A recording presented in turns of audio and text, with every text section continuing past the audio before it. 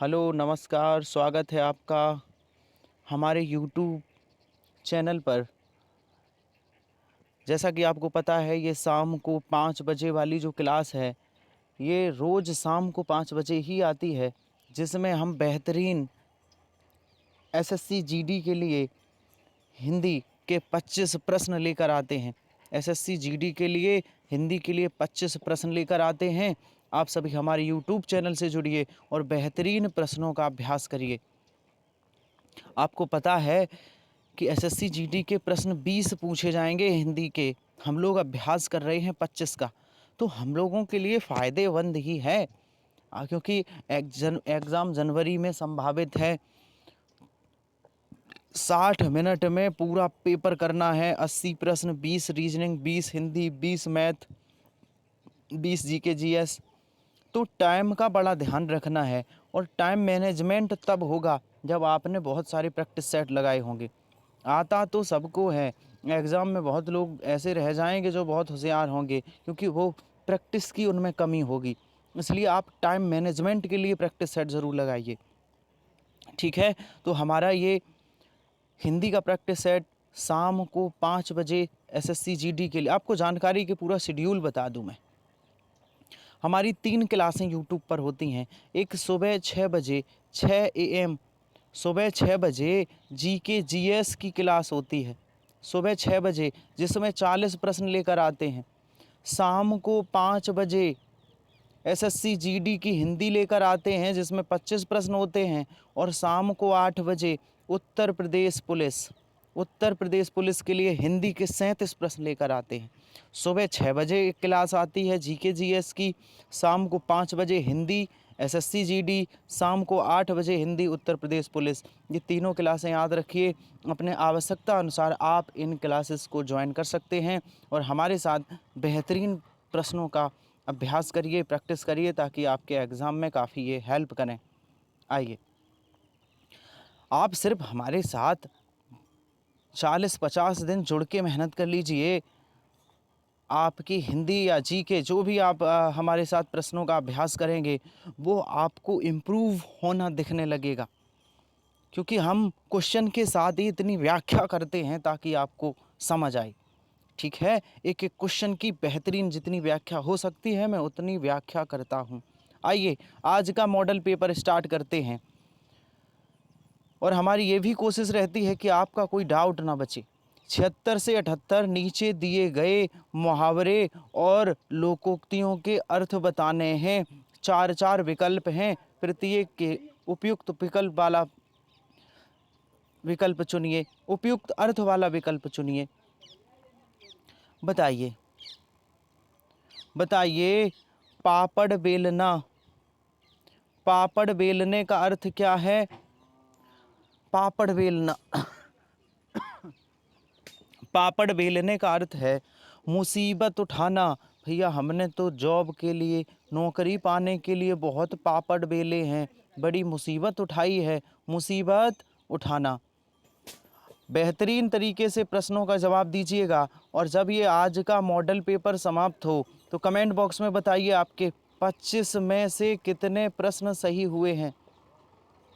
आइए, हमारा अगला प्रश्न है, एक तो करेला आप तीता दूजा नीम चढ़ा। क्या मतलब है? एक तो करेला आप तीता, तीता का अर्थ होता है, क्या होता है? वैसे तीता का अर्थ है तीखा, लेकिन तीता को कड़वा भी मत अर्थ होता है, कड़वा। तो करेला, एक तो करेला कड़वा है, दूजा नीम पर चढ़ गया। भैया, नीम भी कड़वा है, तो इसका मतलब क्या हुआ? इसका मतलब क्या हुआ? इसका मतलब ये हुआ कि बुरे का और बुरे से संग होना। एक व्यक्ति पहले से बहुत बुरा था और उसे एक और उसी के टाइप का मिल गया, तो बुरे का और बुरे के से संग होना कहावत में, लोकोक्ति में कहलाएगा, एक तो करेला आप तीता दूजा नीम पर चढ़ा। आइए आगे चलते हैं। खोदा पहाड़ निकली चुहिया, सबको पता है ये, जल्दी से बताइए। खोदा पहाड़ निकली चुहिया, अर्थ बताइए इसका। इस मुहावरे का अर्थ होगा परिश्रम अधिक और फल कम प्राप्त होना। परिश्रम अधिक और फल कम प्राप्त होना खोदा पहाड़ निकली चुईया के समान है। आगे चलते हैं। हमारा अगला प्रश्न क्या कहता है? निर्देश पढ़िए। हमने बहुत बार आपसे कहा है कि प्रश्न के निर्देश बड़े ध्यानपूर्वक पढ़ा करिए। 79 से 81 नीचे दिए गए 4 वाक्यों में एक वाक्य शुद्ध है, 3 अशुद्ध हैं। शुद्ध वाक्य को चुनिए। शुद्ध वाक्य को चुनना है। चुनिए। मेरे घर के पास एक पान की दुकान है। क्या ये वाक्य आपको शुद्ध लग रहा है? क्या ये वाक्य आपको शुद्ध लग रहा है? नहीं। एक पान की दुकान, एक पान की दुकान नहीं, पान की एक दुकान। गलत बात है, ये गलत है पहला वाला। दूसरा पढ़िए। मेरे घर के पास एक पान की दुकान स्थित है। फिर से, एक पान की दुकान, एक पान की दुकान नहीं होती। मेरे घर के पास एक पानों की दुकान है, एक पानों की। मेरे घर के पास पान की एक दुकान है। आंसर कौन सा सही होगा? आंसर डी, मेरे घर के पास पान की एक दुकान है, ये सही लिखा है। आइए आगे चलते हैं। बताइए। शुद्ध वाक्य पहचानिए। पहचानिए। बाघ बकरी एक घाट पानी पीती हैं। पीती ही होगा क्या? नहीं, पानी पीते हैं होना चाहिए। अगला पढ़िए। तो पहला वाला तो गलत हो गया। दूसरा पढ़िए। बाघ और बकरी एक घाट पानी पीते हैं, ये सही हो सकता है। आगे पढ़ो, इसमें कोई कमी नहीं लग रही। बाघ और बकरी एक ही घाट पानी पीती हैं, ये भी गलत है। बाघ और बकरी पानी पीती हैं, अब कहाँ पानी पीती हैं इसमें नहीं बताया गया, तो ये भी गलत। डी भी गलत, सी भी गलत, ए भी गलत। बचा कौन? बी, बाघ और बकरी एक घाट पानी पीते हैं। आंसर सही होगा बी। आइए आगे चलते हैं। हमारा अगला प्रश्न है। हमारा अगला प्रश्न क्या है? बताइए शुद्ध वाक्य। यद्यपि तुम अजनबी हो परंतु मैं तुम्हें अपना मानता हूँ। एक बात ध्यान रखिए, यद्यपि के साथ हमेशा तदापि आएगा, परंतु कभी नहीं आ सकता। यद्यपि के साथ तदापि आएगा और कुछ नहीं आएगा। यद्यपि तुम अजनबी हो तदापि मैं तुम्हें अपना मानता हूँ, तदापि होना चाहिए। यहाँ देखिए, यद्यपि तुम अजनबी हो मैं तुम्हें, ये भी गलत है, तदापि होना चाहिए। यद्यपि के साथ तदापि, यद्यपि तुम अजनबी हो किंतु मैं तुम्हें मानता हूँ, ये भी गलत है। तो कौन सा सही है?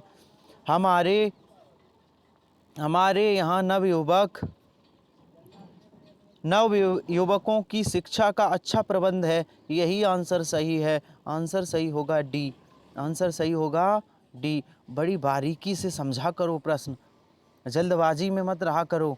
छोटी छोटी बारीकियां अभ्यास के दौरान सीख लो, ताकि एग्ज़ाम में वो गलतियां करने से बच जाओ जो आप करते हो। वो प्रैक्टिस में गलतियां कर लो और सुधार कर लो। ठीक है। निर्देश पढ़िए। 82 से 85 दिए गए शब्दों में मैं आपसे बार बार कहता हूँ, निर्देश को बड़े प्यार से पढ़ा करिए। केवल एक शब्द वर्तनी, शुद्ध वर्तनी बतानी है। चलो ठीक है, बताइए शुद्ध वर्तनी। सबकी शुद्ध वर्तनी बताओ। इस 82 वाले की बताओ। कैसे लिखा जाएगा 6? क्या 6 ए विकल्प वाला सही है? क्या 6 बी वाला सही है? सी वाला सही है या डी वाला? जल्दी से आंसर दीजिएगा। 6 कौन सा सही है? तो 6 कौन सा सही है? आंसर सही होगा ए विकल्प। ए विकल्प वाला 6 सही है। हमारा अगला प्रश्न है। बताइए तरुण कौन सा सही लिखा है? जल्दी से जवाब दीजिए। तरुण कौन सा सही लिखा है? तरुण की शुद्ध वर्तनी बताइए। तो कौन सा तरुण सही लिखा है? तरुण सही लिखा है। आंसर ए, ये तरुण सही लिखा है। ये सी गलत है, तरुण, ये तरुण लिखा है। और ये तरूड़ लिखा है, ये बड़े ऊ की मात्रा है। देखिए दिखा दूं, ये बड़े ऊ की मात्रा नहीं लगती है तरुड़ पर। तरुड़ पर वी विकल्प में बड़े ऊ की मात्रा है, ए में छोटे ऊ की है। जब मात्रा रा में इस प्रकार लगी हो तो ये बड़े ऊ की, और जब मात्रा रा में ऐसे लगी हो ये छोटे ऊ की। तरुड़ में छोटे ऊ की मात्रा होनी चाहिए, आंसर ए। अच्छा एक बात बताओ, तरुड़ का मतलब क्या है? तरुड़ का मतलब होता है नवयुवक, नवयुवक। तो तरुड़ी का मतलब क्या है? तो तरुड़ी का मतलब होता है नवयुवती। क्या होता है मतलब? नवयुवती। तरुण मीन्स नवयुवक, तरुणी मीन्स नवयुवती। अच्छा मैं थोड़ा और पूछ लूं। अच्छा बताओ, तरडी मीन्स क्या होता है? ये तो तरडी, ये तरुड़ी है, अब होगा तरडी। तरडी, तरडी मीन्स बताइए।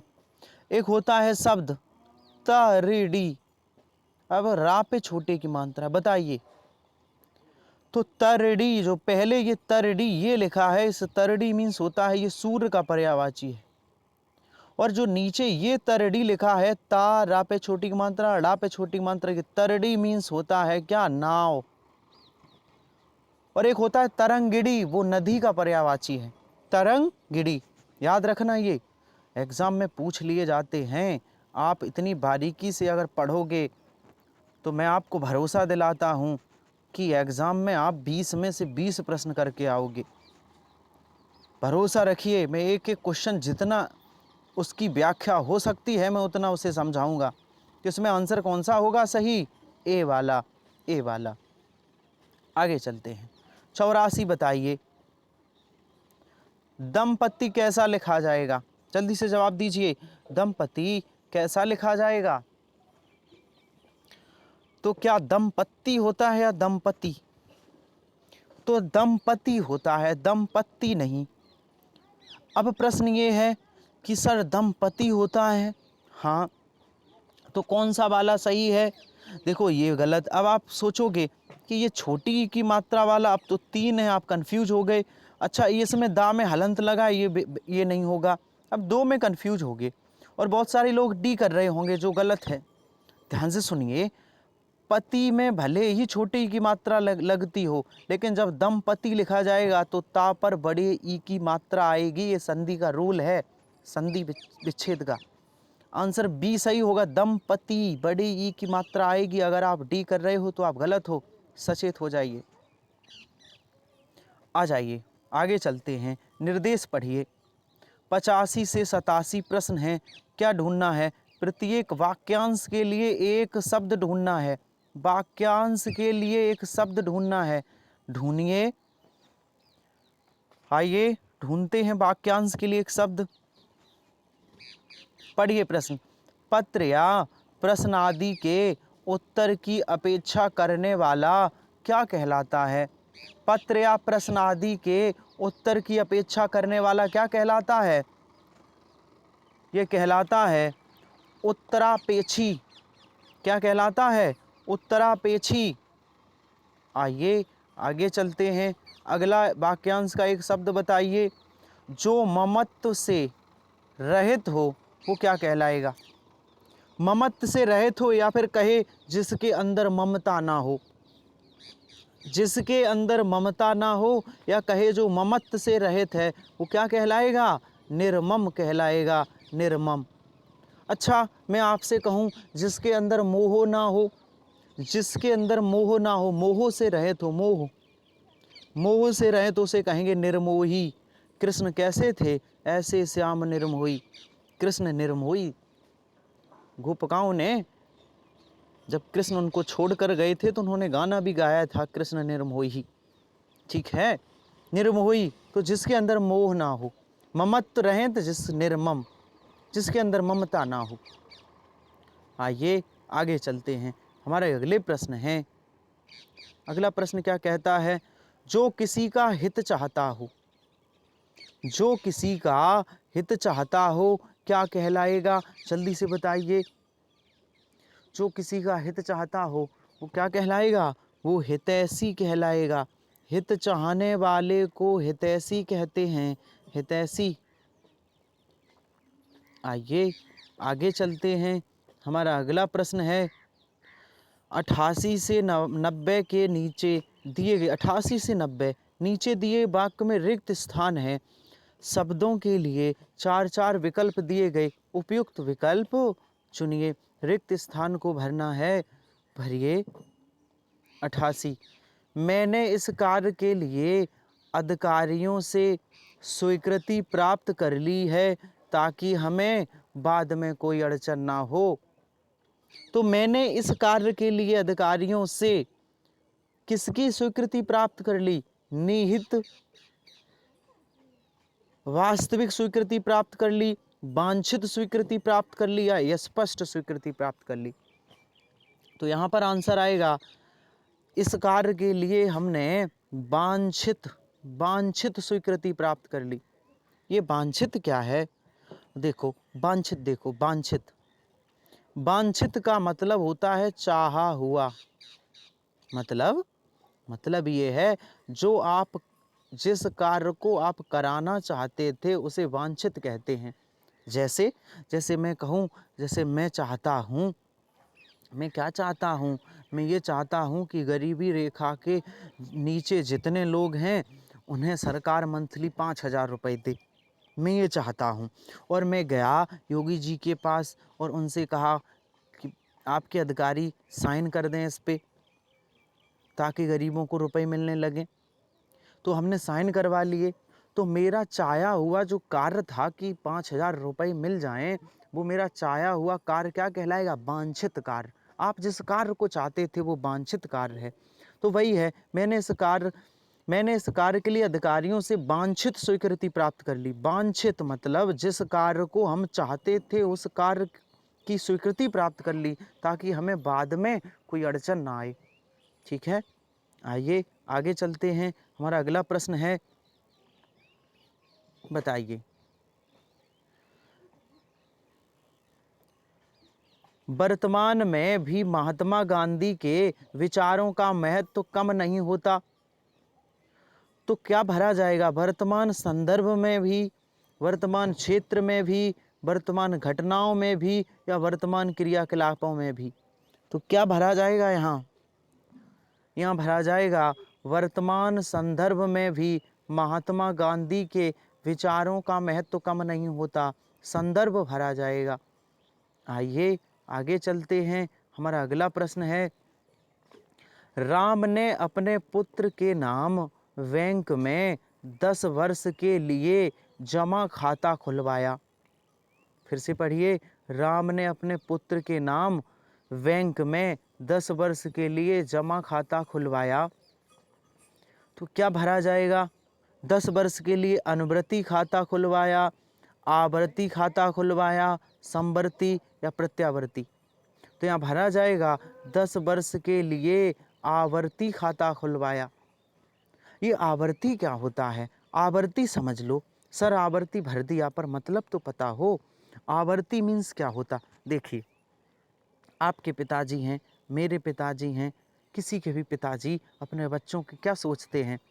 वो क्या करते हैं कि वो ऐसा करते हैं कि भविष्य में हमारे बच्चे परेशान ना हो, तो वो क्या करते हैं, बैंक में बहुत सारी स्कीम आती हैं।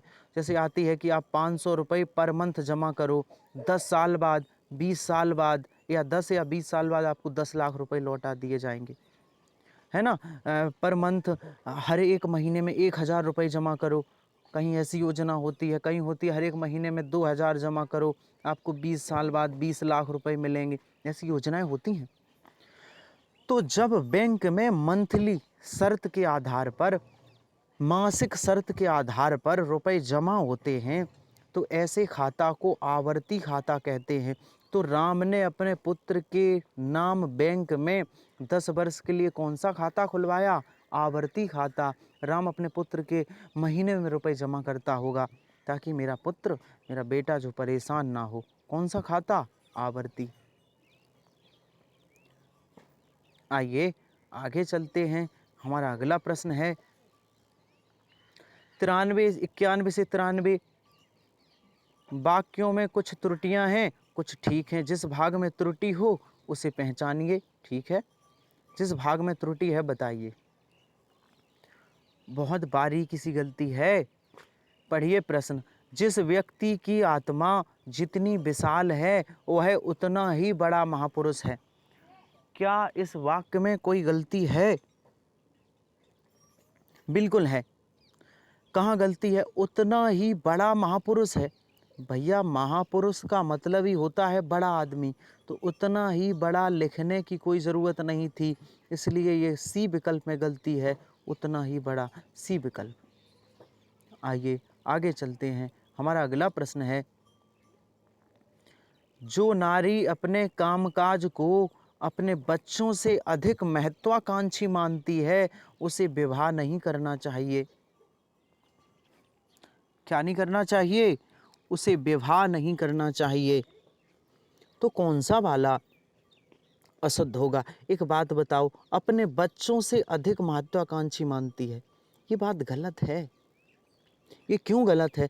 भैया एक बात बताओ, उसे विवाह नहीं करना चाहिए और अपने बच्चों से अधिक महत्वाकांक्षी मान, तो विवाह हुआ नहीं, बच्चे कहाँ से आए? अशुद्धि है ना, ये अशुद्धि है कि विवाह नहीं करना चाहिए, इसका मतलब है बच्चे पहले से हैं। ये इस वाक्य में त्रुटि है, बी में, ये अशुद्धि है। हमारी सामाजिक संस्कृति में, हमारी जो भारत की संस्कृति है वो ऐसा इजाज़त नहीं देती है, विवाह से पहले बच्चे। इधर आजकल मौसम की वर्षा हो रही है, इधर आजकल मौसम की वर्षा हो रही है, लेकिन इधर नहीं होना चाहिए, गलत है, आंसर ए सही होगा। बारीकियां सीखिए, ये छोटी छोटी गलतियां हैं जो आपने कहीं पढ़ी नहीं होंगी, इनके कोई नियम नहीं हैं, ये ज़्यादा प्रैक्टिस करने से आती हैं। 94 से 96 नीचे दिए गए विलोम शब्द बताना है भैया। बताओ विलोम शब्द, बताओ विलोम शब्द। एकाधिकार का विलोम क्या होगा? जल्दी से जवाब दीजिए। एकाधिकार का विलोम क्या होगा? तो इसका विलोम अनेकाधिकार होगा। नहीं, गलत है, बहुत सारे लोग लगा रहे होंगे।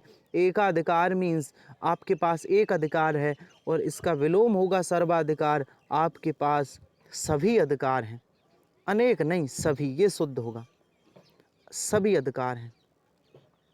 आगे बताइए। श्री गणेश,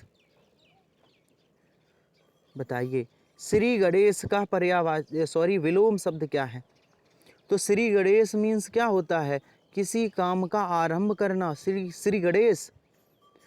तो इसका विलोम होगा अंत करना, अर्थात इति श्री, किसी काम को समाप्त करना, इति श्री।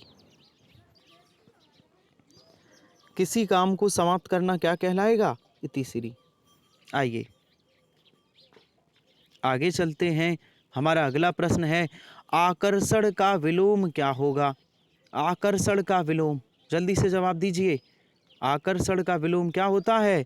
विकर्षण। आकर्षण का विलोम विकर्षण होता है। निर्देश पढ़िए 97 से 100 तक। बस 3-4 प्रश्न और बचे हैं, आज की क्लास समाप्त होगी।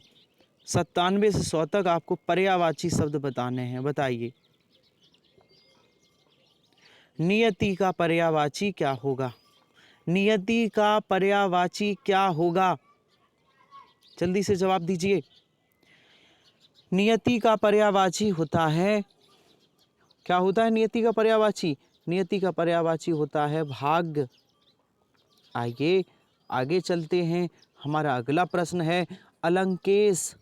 अलंकेश का पर्यायवाची बताइए। तो अलंकेश का पर्यायवाची क्या होता है? अलंकेश का होता है कुबेर। कुबेर, कुबेर क्या है? धन के रखवाले को कुबेर कहते हैं। पहले जो राजा महाराजा हुआ करते थे ना, उनके पास संपत्ति होती थी, उस संपत्ति को रखाने वाले को कुबेर या अलंकेश कहते हैं। आगे बढ़िए। बादल का पर्यायवाची बताइए। सभी पर्यायवाची शब्द पूछे गए हैं, निर्देश में पहले ही दिया गया है कि 97 से 100 तक जो भी प्रश्न है उनके पर्यायवाची बताइए। तो बादल का पर्यायवाची सर जलद भी है, नीरद भी है, बारिद भी है, ये सभी पर्यायवाची बादल के हैं। हमारा अगला प्रश्न है और आज की क्लास का अंतिम प्रश्न, कमल का पर्यायवाची बताइए। कमल, जल्दी से जवाब दीजिए। कमल का पर्यायवाची क्या होता है? कमल का पर्यायवाची होता है अम्भुज। अम्भु मीन्स होता है पानी, जा मीन्स जन्म लेने वाला, पानी में जन्म लेने वाले को कमल कहते हैं। तो आज की जो क्लास थी वो समाप्त हुई। आज का जो हमारा मॉडल पेपर है वो समाप्त हुआ। कमेंट बॉक्स में बताइए आज की जो क्लास, आज का सेशन कैसा लगा आपको। कमेंट बॉक्स में ज़रूर बताइए और ये भी बताइए कि 25 में से कितने प्रश्न सही हुए। क्या 25 हुए? नहीं हुए तो कितने सही हुए? ज़रूर कमेंट बॉक्स में टाइप करिए। हमारी ये जो हिंदी की एसएससी जीडी की क्लास है, ये रोज़ शाम को 5 बजे होती है। आप सभी बेहतरीन प्रश्नों के अभ्यास के लिए हमारे साथ जुड़ सकते हैं। तो आइए आज की क्लास को समाप्त करते हैं। मिलते हैं कल इसी समय नए प्रश्नों के साथ। तब तक के लिए धन्यवाद।